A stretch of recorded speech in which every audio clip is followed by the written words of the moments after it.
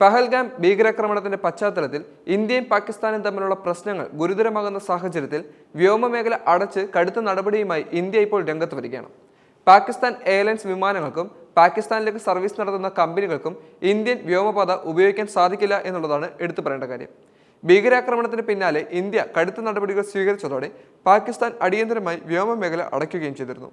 ഇതിന് പകരമാണ് ഇന്ത്യയുടെ നടപടി. പാകിസ്ഥാനിൽ രജിസ്റ്റർ ചെയ്ത വിമാനങ്ങൾക്ക് ഇന്ത്യയുടെ വ്യോമാതിർത്തി ഇനി ലഭ്യമല്ല എന്ന് പറയാം. നോട്ടം, അതായത് വിമാന പ്രവർത്തനങ്ങളുമായി ബന്ധപ്പെട്ട ഉദ്യോഗസ്ഥർക്ക് അത്യാവശ്യമായ വിവരങ്ങൾ അടങ്ങിയ അറിയിപ്പാണിത്. ഇന്ത്യൻ സർക്കാർ പുറപ്പെടുവിച്ചിട്ടുണ്ട്. ഏപ്രിൽ 30 മുതൽ മെയ് 23 വരെയാണ് ഇപ്പോൾ അടച്ചിടുക.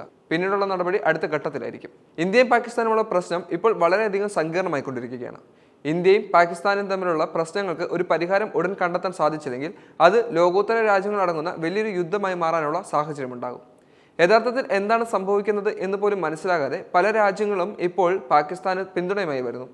തുർക്കിയും ചൈനയും പാകിസ്ഥാന് സപ്പോർട്ടുമായി വരുമ്പോൾ ഇസ്രായേലും അമേരിക്കയും റഷ്യയും അടക്കമുള്ള രാജ്യങ്ങൾ ഇന്ത്യക്ക് സപ്പോർട്ടുമായി വരുന്നു. ഇത് രണ്ട് രാജ്യങ്ങൾക്ക് മാത്രമായുള്ള യുദ്ധത്തിന് മാത്രമല്ല, ലോകരാജ്യങ്ങൾ തമ്മിലുള്ള യുദ്ധത്തിലേക്ക് വഴിവെക്കും. അതിനാൽ തന്നെ ഈ യുദ്ധം ഉടൻ അവസാനിച്ചില്ലെങ്കിൽ ഇന്ത്യക്ക് മാത്രമല്ല പാകിസ്ഥാനും അതുപോലെ തന്നെ മറ്റു പല രാജ്യങ്ങൾക്കും ഭീഷണി നിലനിർത്തും എന്നുള്ളത് തീർച്ചയാണ്. നരേന്ദ്രമോദി പല രീതിയിലുള്ള പ്രസ്താവനകൾ പുറത്തിറക്കുമ്പോഴും അതിനൊന്നും വകവെക്കാതെ തൻ്റെ തീരുമാനങ്ങൾക്ക് ഒരുപിടി മാറ്റമില്ലാതെ തന്നെ നിൽക്കുകയാണ് പാകിസ്ഥാൻ പ്രധാനമന്ത്രി.